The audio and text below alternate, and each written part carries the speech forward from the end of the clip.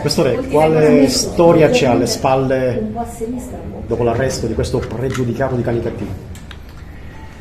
Allora, non è tanto la vicenda sulla quale la persona è stata arrestata e se ne occupa la magistratura e spetterà alla magistratura fare le valutazioni. È l'esito della vicenda che ha visto ferito in maniera per fortuna non troppo grave 20 giorni di prognosi e chimosi, sfregiature, tutta la parte destra del corpo un po' ammaccata e graffiata per essere stato travolto da una moto di grossa cilindrata con a bordo questo malvivente.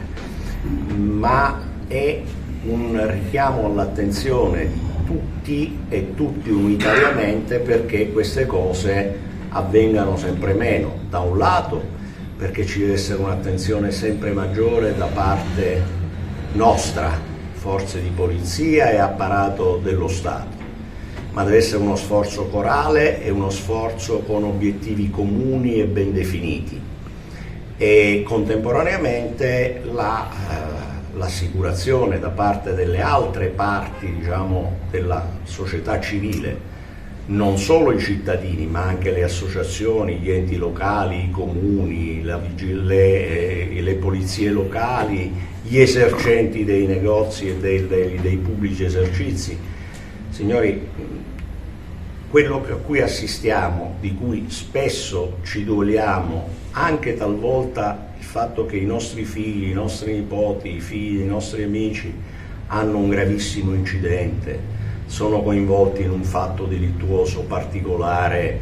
e ci sorprende perché non è nella loro indole. Domandiamoci perché avvengono queste cose, domandiamoci se certe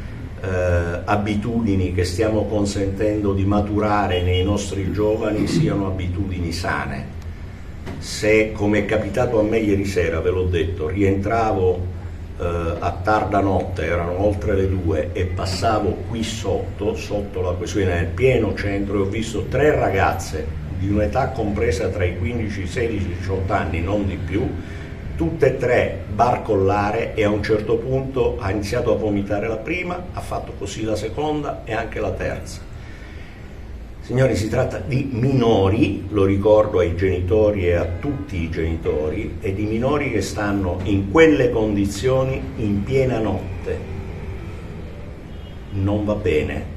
Nel nostro contesto normativo c'è un obbligo in capo ai genitori o a chi ha funzioni,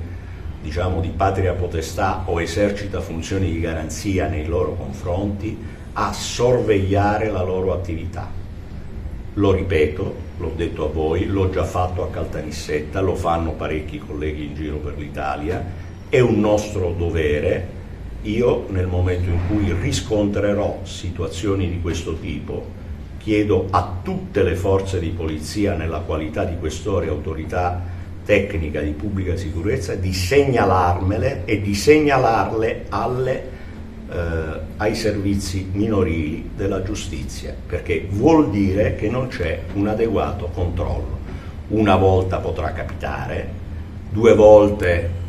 in un tempo relativamente lungo forse il giudice le potrà considerare ordinarie, 3 volte o più volte in tempi ristretti o una volta con modalità particolari e bene. Dobbiamo andarci a guardare dentro, nell'interesse dei vostri e dei nostri ragazzi. Sta circolando roba di tutti i tipi che sta devastando i cervelli.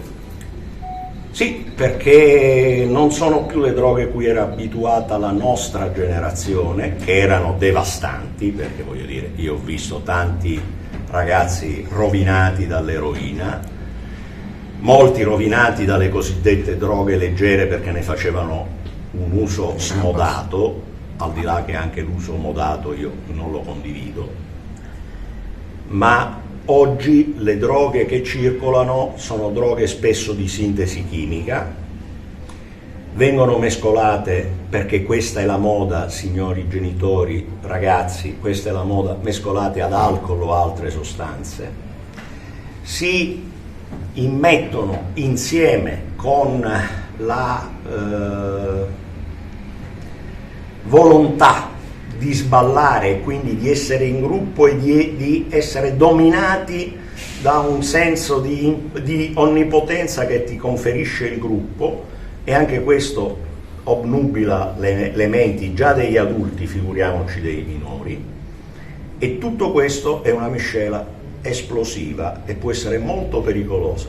Rovinare una vita a 17, a 16, a 18, a 20 anni per questo tipo di ragioni io lo considero non solo un fatto irresponsabile, ma profondamente stupido. Siamo una società che ha rischio di stupidità collettiva.